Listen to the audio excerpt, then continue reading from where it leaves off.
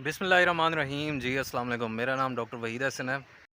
एक बहुत ज़्यादा पूछा जाने वाला सवाल है जी कि हमारे जो बछड़े हैं या बछड़ियाँ या कटड़े या कटड़ियाँ जिनकी उम्र 2 साल से कम है, तो वो अक्सर जो है उनका पेट लटका हुआ होता है, पेट ऐसे नीचे की तरफ ढलवान में होता है और जानवर दिन ब दिन कमज़ोर हो रहा होता है। बेशक उनका खाना पीना ठीक होता है और अक्सर फार्मर्स जो है वो उनकी अच्छी फीडिंग कर रहे होते हैं, लेकिन इसके बावजूद वो खुराक उनको नहीं लगती। मतलब वो दिन ब दिन कमज़ोर भी हो रहे होते हैं और पेट भी लटक रहा होता है और सेहतमंद भी नहीं होते हैं इतनी खुराक खाने के बावजूद, और चलने फिरने में वो एक्टिव नज़र आते हैं।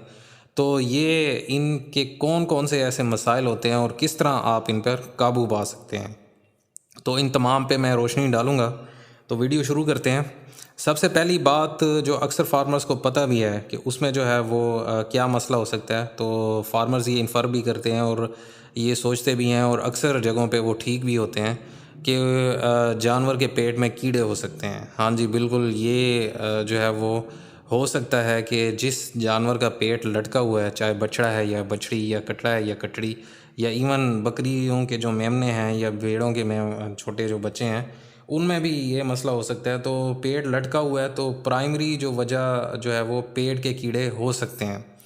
तो इसलिए सबसे पहले जो आपकी जो तवज्जो जानी चाहिए वो जानवर की डिवर्मिंग की तरफ जानी चाहिए। मतलब पेट के कीड़ों की आपने कोई दवाई जानवर को दी है या नहीं, तो वो ज़रूरी है।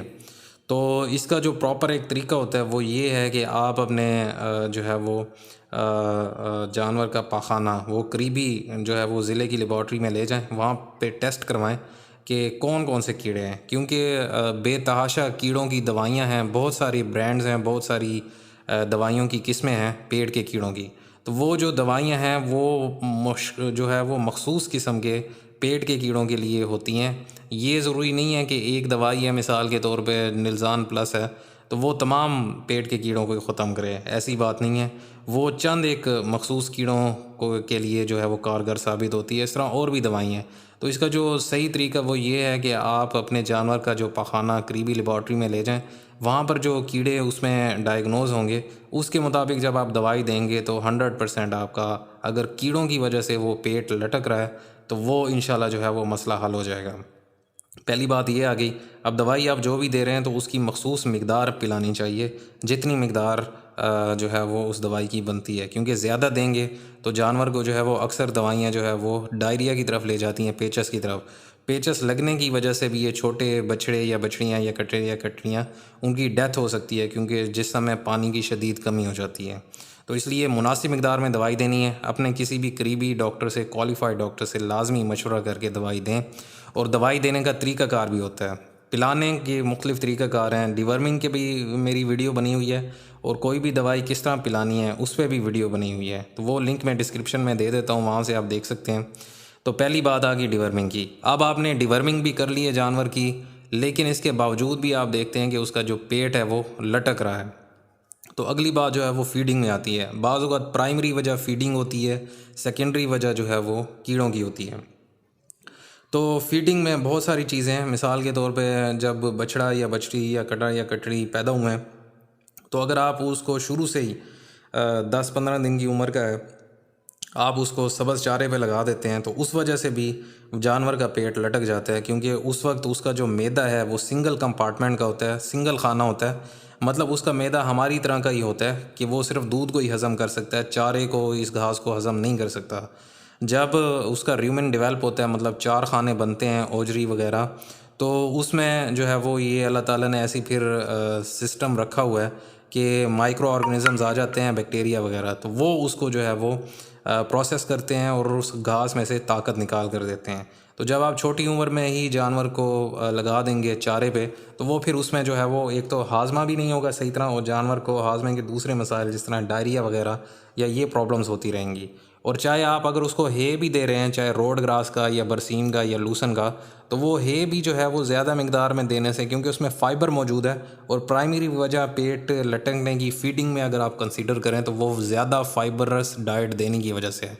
तो फ़ाइबर सब्ज़ चारे में भी होता है और ये जो हे वगैरह है, जो खुश्क चारा है, उसमें भी मौजूद होते हैं। ये तूड़ी, तो इनमें तो बहुत ज़्यादा होता है, और अनडाइजेस्टिबल फ़ाइबर तूड़ी या जो दूसरे चीज़ें हैं जो खुश्क चारा जात की है उसमें ये चीज़ें ज़्यादा होती हैं, तो उस वजह से जानवर को वो हज़म नहीं होता। आंतें भी फिर वो प्रॉपरली उसको नहीं बियर कर सकती, तो इसलिए फिर पेट लटक जाता है। इसलिए मुनासिब मकदार का दूध जानवर के लिए, छोटे बछड़े या बछड़ियों के लिए ज़रूरी है। और कौन से टाइम पे देना है ये भी ज़रूरी है। मतलब जो भी आप खुराक दे रहे हैं, कितनी मकदार में दे रहे हैं और दिन के किस वक्त भी दे रहे हैं, ये भी ज़रूरी है। मिसाल के तौर पे जो है मैं आपको बताऊं कि एक बछड़ा पैदा हुआ है, उसका वज़न 40 किलोग्राम है, तो उसको जो है वो रोज़ाना 4 किलो दूध चाहिए। अब अगर कोई फार्मर उसको 4 किलो सुबह ही पिला देगा एक ही टाइम, तो उसको तो डायरिया लग जाना है और वो प्रॉपरली हज़म भी नहीं होगा। लेकिन अगर उसी बछड़े को आप ये 4 किलो दूध 3 हिस्सों में तकसीम करके दें, सुबह दोपहर शाम, तो वो बेहतर हज़म कर सकेगा और मैक्सिमम उसका जो है फ़ायदा होगा। अगर 2 टाइम में देंगे, मिसाल के तौर पे 2 किलो सुबह 2 किलो शाम, तो भी जो है वो इतना इफ़ेक्ट नहीं होना। 3 टाइम देने में ज़्यादा इफ़ेक्ट होता है, क्योंकि प्रॉपरली जानवर को, उस बच्चे को टाइम मिल जाता है उसके मैदे को, आंतों को प्रॉपरली उस ग़िज़ा को हज़म करने के लिए। तो इसलिए कोई भी जानवर है उसका जो है वो एक प्रॉपर डाइट प्लान ज़रूरी है। ये जो प्रॉब्लम है, मतलब आपको जिस तरह मैंने बताया कि फ़ीडिंग के रिलेटेड भी है और वर्म्स की वजह से भी। वर्म्स का तो आप कवर कर सकते हैं दवाई के ज़रिए, लेकिन जो फ़ीडिंग का है एक प्रॉपर प्लान होता है, तो उसके लिए आप मुझसे कंसल्ट कर सकते हैं। मेरा व्हाट्सएप नंबर जो है वो स्क्रीन पे शो हो रहा है। तो उम्मीद है काफ़ी कुछ आज आपको सीखने को मिला होगा। तो मज़ीद भी अगर आपके जहन में कोई सवाल है तो आप कमेंट्स में या व्हाट्सएप नंबर पे पूछ सकते हैं। तो दुआ में याद रखिएगा। अल्लाह आपका निगहबान हो। अल्लाह हाफ़िज़।